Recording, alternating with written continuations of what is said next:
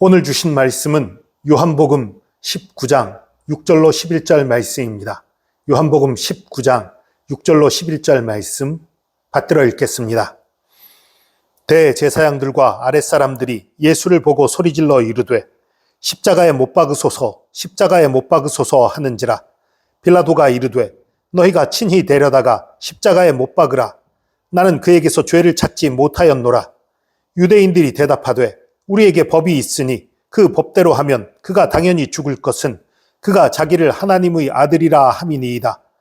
빌라도가 이 말을 듣고 더욱 두려워하여 다시 관정에 들어가서 예수께 말하되 너는 어디로부터냐 하되 예수께서 대답하여 주지 아니하시는지라. 빌라도가 이르되 내게 말하지 아니하느냐.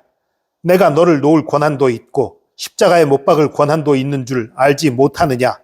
예수께서 대답하시되 위에서 주지 아니하셨더라면 나를 해할 권한이 없었으리니 그러므로 나를 네게 넘겨준 자의 죄는 더 크다 하시니라.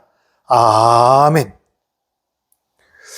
대제사장과 그 아랫사람들이 예수님을 향해 얘기합니다. 빌라도를 향해 얘기합니다. 십자가에 못 박으소서, 예수를 십자가에 못 박으소서 소리 지르는 거예요. 그 소리를 듣고서 빌라도가 말해요. 너희가 친히 십자가에 못 박아라. 나는 이 사람에게서 아무 죄도 찾지 못했다. 이 말은요, 두 가지 의미가 있어요.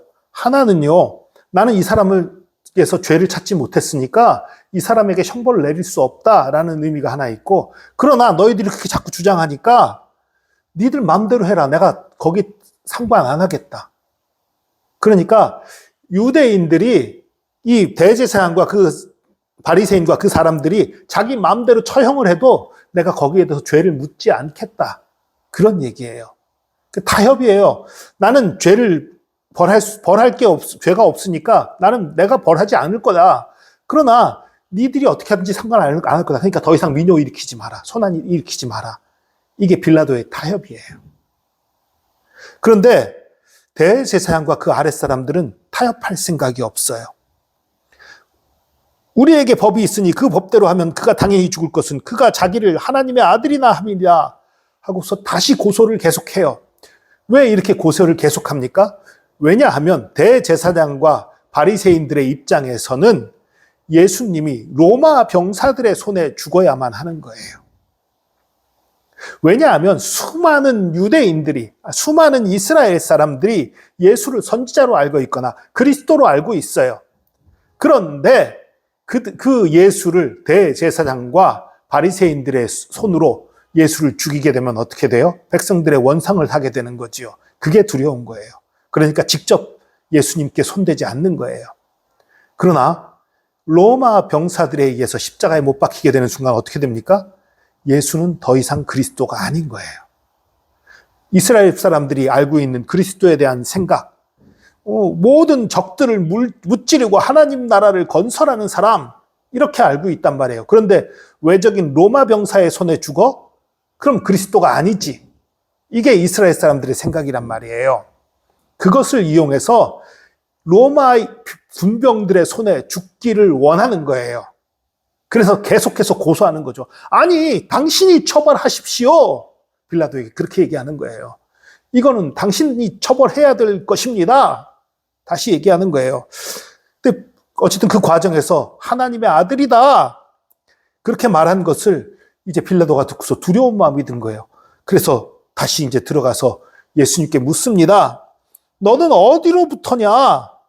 너 어디서부터 왔냐? 누가 보냈냐? 너 근본이 뭐냐? 너 정말 하나님의 아들 맞냐? 그걸 묻는 거예요.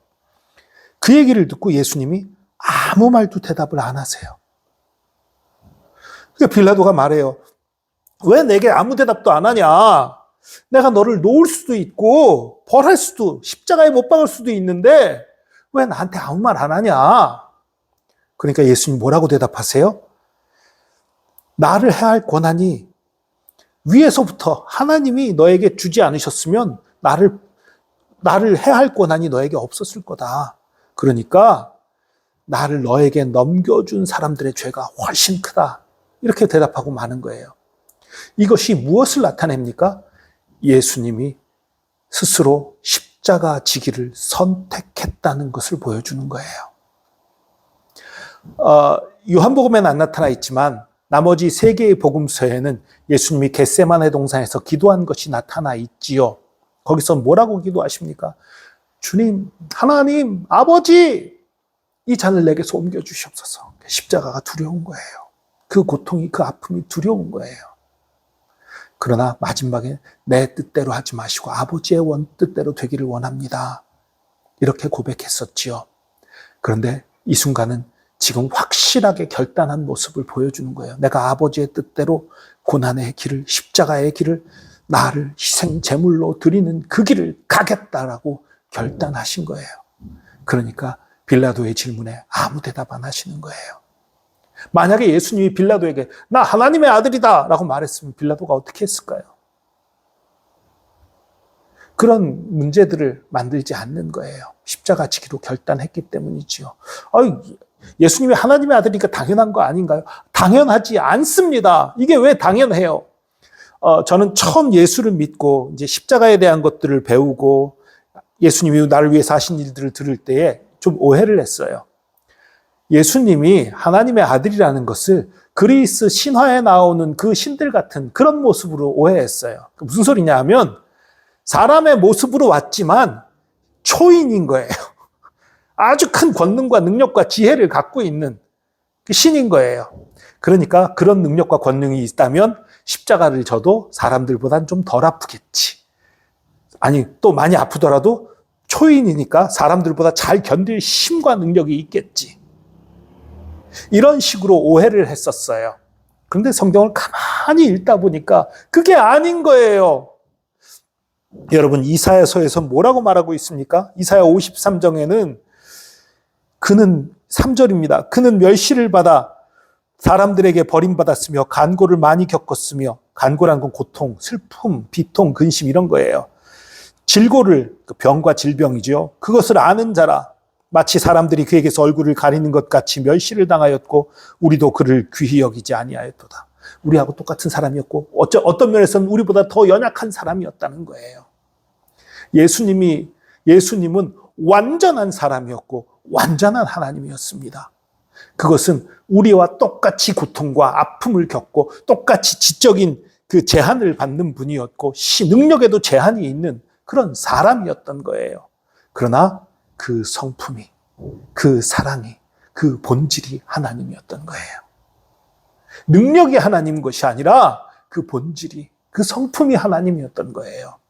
그래서 우리를 살리기 위해 우리 대신 죄를 지고 우리 대신 십자가의 길을 가기로 결단하신 거지요. 그러나 그 십자가가 얼마나 아프고 힘든지를 아시니까 겟세마네 동산에서는 눈물로 피가 땀이 되도록 그렇게 기도했지만, 그러나 이제는 결단하고서 내가 그 길을 가겠다 결단하고서 아무 변명 안 하시는 겁니다. 잠잠히 있는 거예요. 이에 대해서 이사야서 53장 7절에서는 이렇게 말합니다. 그가 곤욕을 당하여 괴로울 때에도 그의 입을 열지 아니하였으며 마치 도수장으로 끌려가는 어린 양과 털 깎는 자 앞에서 잠잠한 양같이 그의 입을 열지 아니하였도다. 예수님의 모습과 똑같지요. 실제로 이 양은요, 도살장에 끌려갈 때도 울지 않는데요. 털 깎을 때도 잘못하면 이 털 깎을 때 실수로 이 피부에 상처를 나는 경우들도 있는데 그래도 털 깎을 때 잠잠하대요. 참 묘한 동물이 양인데 양처럼 그랬다라고 고백하는 거예요. 아니, 성경에 얘기하는 거예요. 우리 예수님이 그렇게 하신 거예요. 왜냐하면 희생 제물이 되기 위해, 우리를 살리기 위해 그 길을 가신 거예요. 여러분, 우리도 이 세상을 살다 보면 때로는 이게 나한테 더 좋은 일인데, 이게 나한테 더 편한 일인데, 이게 나한테 더 이익이 되는데, 이런 일들 많이 있죠. 이렇게 하면 내가 손해인데, 이렇게 하면 힘든데, 이렇게 하면 어려운데, 그런 경우들 많이 있지요. 그러나 많은 사람들이 나한테 어떤 이익이 있고 어떤 손해가 있고 이것으로 판단하며 살아갑니다. 그러나 예수님은 그렇게 하지 않으셨어요. 어떻게 해야 더 많은 사람을 살릴 것인가? 어떻게 해야 더 많은 사람을 구원할 것인가? 어떻게 해야 하나님의 뜻에 순종할 것인가? 어떻게 해야 하나님의 뜻을 이룰 것인가? 이러한 것이 예수님의 관심이었습니다. 저와 여러분도 우리의 관심이 좀 달라지길 원합니다. 어떻게 하면 성공할까? 어떻게 하면 더 많이 가질까? 어떻게 하면 나에게 이익이 될까? 어떻게 하면 손해가 덜 날까? 이런 것이 우리의 삶의 기준이 아니라 하나님께 순종하는 길, 더 사랑하고 섬기는 길, 더 많은 사람을 구원하는 길, 그 길을 택하는 저와 여러분 되기를 축복합니다. 기도하겠습니다. 주님, 예수님께서 우리를 구원하시기 위해, 우리를 살리시기 위해 한 사람이라도 더 많은 영혼을, 그리고 또 주님의 뜻, 아버지의 뜻에 순종하며 아버지의 뜻을 이루기 위해 십자가의 길을, 그 고난의 길을, 그 아픔의 길을 가셨던 것을 기억합니다. 주님, 주님께서 우리 위에 피 흘려 죽으셨으니 우리도 예수 그리스도 위에 사는 저희들 되게 하여 주시옵소서.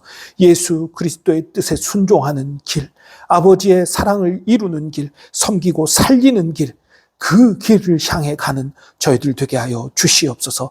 예수님을 닮아가는, 예수님의 뜻을 이 땅에 실천하는 저희들 되게 하여 주시옵소서. 주께서 우리를 붙드심 감사합니다. 우리를 새롭게 하심 감사합니다. 우리를 지치지 않게 하시고 낭망치 않게 하시고 어떤 고난과 어떤 아픔이 와도 주의 말씀으로 승리할 수 있도록 붙들어 주심 감사합니다. 감사드리며 예수 그리스도의 이름으로 기도합니다. 아멘.